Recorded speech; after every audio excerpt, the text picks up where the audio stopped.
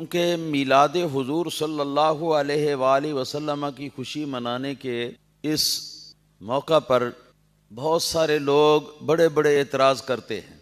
اور سب سے بڑھ کر یہ کہ یہ انہوں نے کہاں سے نکال لیا ہے،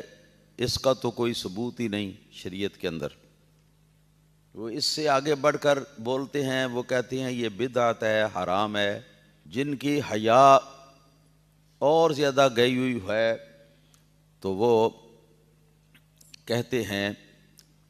کہ یہ شرک۔ میں تو ان سب کے لیے خلوص قلب سے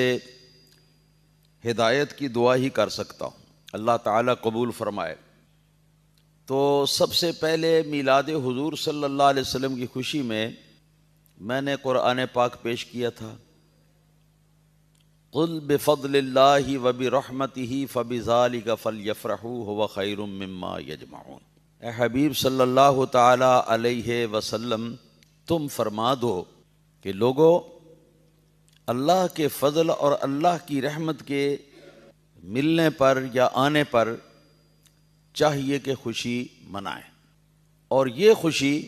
جو اللہ کے فضل اور اللہ کی رحمت کے آنے کی یہ لوگ منائیں گے، یہ اس تمام مال و متاع دنیاوی سے ان کے حق میں زیادہ فائدہ مند ہوگی جس مال و متاع کو اپنی دنیا کے لیے وہ جمع کرتے ہیں۔ مولوی اشرف علی صاحب تھانوی کا یہ مقالہ بھی آپ حضرات کے سامنے پیش کیا تھا کہ یہاں جو فضل و رحمت ہے، اس سے مراد قرآن بھی لیا گیا ہے، اس سے مراد شریعت بھی لی گئی ہے، اس سے مراد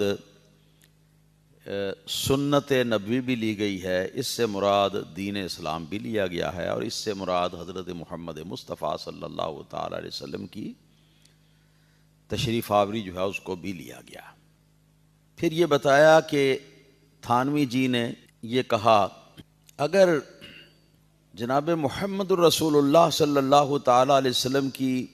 آمد کو یہاں پر فضل و رحمت سے مراد لیا جائے کہ جس کی خوشی منانے کا حکم دیا جا رہا ہے، یہ اجمع تفاسیر ہے،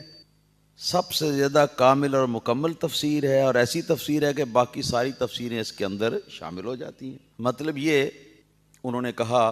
حضور کو اگر مراد لے لو، سرکار کی ذات کو، اس فضل و رحمت سے جس کی خوشی منانے کا حکم دیا گیا، تو قرآن کا آنا جو ہے وہ بھی